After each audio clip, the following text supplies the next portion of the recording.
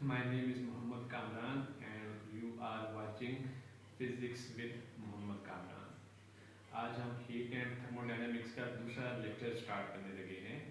जिस पहले लेक्चर में हमने देखा था कि टेम्परेचर और हीट के दरमियान क्या फ़र्क होता है। आज हम देखेंगे कि थर्मल इक्विलिब्रियम, हमारा पहला टॉपिक है हीट एंड थर्मोडायनेमिक्स का थर्मल इक्विलिब्रियम। थर्मल इक्विलिब्रियम हमने जब हीट पढ़ रहे थे तो पिछले लेक्चर में तभी हमने देखा था कि जब दो बॉडीज के दरमियान टेम्परेचर डिफरेंस होता है तो हीट फ्लो करती है। किस डायरेक्शन में फ्लो करती है? From a hotter object to a colder object. जब भी दो बॉडीज के दरमियान टेम्परेचर डिफरेंस होगा, मतलब एक बॉडी का टेम्परेचर ज्यादा होगा और दूसरी बॉडीज का टेम्परेचर क्या होगा, कम होगा, तो हीट फ्लो करेगी from a hotter object to a colder object.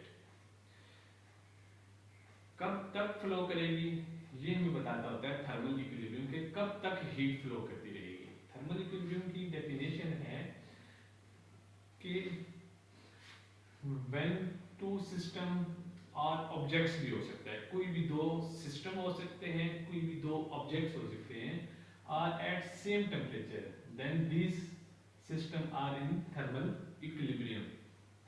यानी कि जब भी दो ऑब्जेक्ट दो सिस्टम के दरमियान टेम्परेचर डिफरेंस होगा तो उस टेम्परेचर डिफरेंस की वजह से from a hotter object to a colder object heat flow करेगी टिल देन कि उनके टेम्परेचर सेम हो जाए। जब उन ऑब्जेक्ट या फिर सिस्टम के टेम्परेचर सेम हो जाएंगे तो उस कंडीशन को हम क्या कहते होते हैं? Thermal equilibrium. यानी कि जब भी दो ऑब्जेक्ट या फिर दो सिस्टम के टेम्परेचर सेम हो जाएंगे उस कंडीशन को हम कहेंगे थर्मल इक्विलिब्रियम। हमने देखा कि थर्मल इक्विलिब्रियम की कौन हमें बता रहा है कि दो सिस्टम थर्मल इक्विलिब्रियम में होंगे। उसमें टेम्परेचर वो वाहिद चीज है,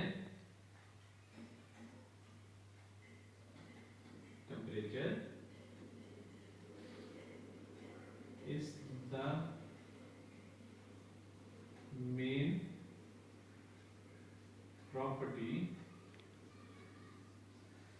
which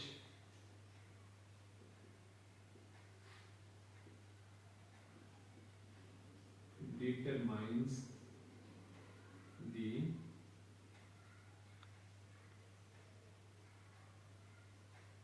thermal equilibrium between two objects भी हो सकते हैं और सिस्टम। हमें थर्मल इक्विलिब्रियम के मुताबिक सिर्फ और सिर्फ क्या कौन बताएगा? टेम्परेचर बताएगा। जब भी टेम्परेचर डिफरेंस होगा तो हीट फ्लो करेगी। हीट फ्लो का मतलब है कि लेट्स सपोज कि एक ऑब्जेक्ट ए है और एक ऑब्जेक्ट बी है। इसका टेम्परेचर 90 डिग्री सेंटीग्रेड है और इसका टेम्परेचर 70 डिग्री सेंटीग्रेड है। इन दोनों के दरमियान टेम्परेचर डिफरेंस है तो ये थर्मल इक्विलिब्रियम में नहीं है। हमने पढ़ा था कि हीट फ्लो करती होती है from a hotter object to a colder object. That's mean कि इस डायरेक्शन में हीट फ्लो करेगी। कब तक फ्लो करेगी? जब इन दोनों का टेम्परेचर क्या हो जाए? इक्वल ना हो जाए। कब इक्वल होगा? कि ये भी 20 डिग्री सेंटीग्रेड, इधर से इसका हायर है टेम्परेचर 20 डिग्री सेंटीग्रेड और इसका 70 डिग्री सेंटीग्रेड है, 20 डिग्री सेंटीग्रेड इस बॉडी से कम है। हीट फ्लो होने पे दोनों बॉडीज क्या हो जाएगी? 80 डिग्री सेंटीग्रेड पे आ जाएगी। जब इन दोनों बॉडीज का ना टेम्परेचर क्या हो जाएगा? 80 डिग्री सेंटीग्रेड हो जाएगा तो ये बॉडीज क्या होगी? थर्मल इक्विलिब्रियम पे होंगी। हमें यहाँ से एक और चीज पता चलती है कि टेम्परेचर डिफरेंस की वजह से यहाँ से हीट फ्लो कर रही है। हीट क्या कर रही है? फ्लो कर रही है, इस सिस्टम से हीट आउट हो रही है और इस सिस्टम में हीट, ये इस ऑब्जेक्ट में हीट इन हो रही है। यहां पे हम एक साइन कन्वेंशन पढ़ देते हैं। जब हीट हम डिनोट करते होते हैं क्यू से, जब वो फ्लो आउट होगी ऑफ सिस्टम या बॉडी, तो उसका क्या कौन सा साइन कन्वेंशन होगा? नेगेटिव होगा साइन कन्वेंशन। ठीक है जी। किसी भी ऑब्जेक्ट, किसी भी सिस्टम में से जब हीट फ्लो आउट करेगी तो उस सिस्टम के लिए क्यू का साइन क्या होगा? नेगेटिव होगा। दैट्स मीन कि यहां पे एक बॉडी के लिए क्यू क्या होगा? नेगेटिव होगा। और जब भी किसी भी सिस्टम में हीट फ्लो इन करेगी, मतलब तो उसके लिए साइन कन्वेंशन क्या होगा जी? फ्लो इन होगी तो उसके लिए क्यू का साइन कन्वेंशन पॉजिटिव होगा। दैट्स मीन कि फॉर बी ऑब्जेक्ट क्यू का साइन क्या होगा? पॉजिटिव होगा। और ये फ्लो ऑफ हीट तब तक होता रहेगा जब तक दोनों ऑब्जेक्ट का टेम्परेचर क्या हो जाता है? सेम नहीं हो जाता।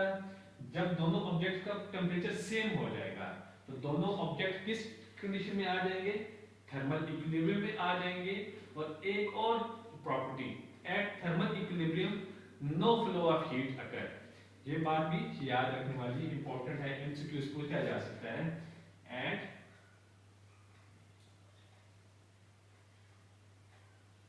Thermal equilibrium no flow of heat possible कि अगर दो ऑब्जेक्ट, दो सिस्टम सेम टेम्परेचर पे हैं, दैट्स मीन के थर्मल इक्विलिब्रियम के ऊपर हैं, उन दोनों ऑब्जेक्ट्स, दो सिस्टम के दरमियान फ्लो ऑफ हीट अकर नहीं होगी।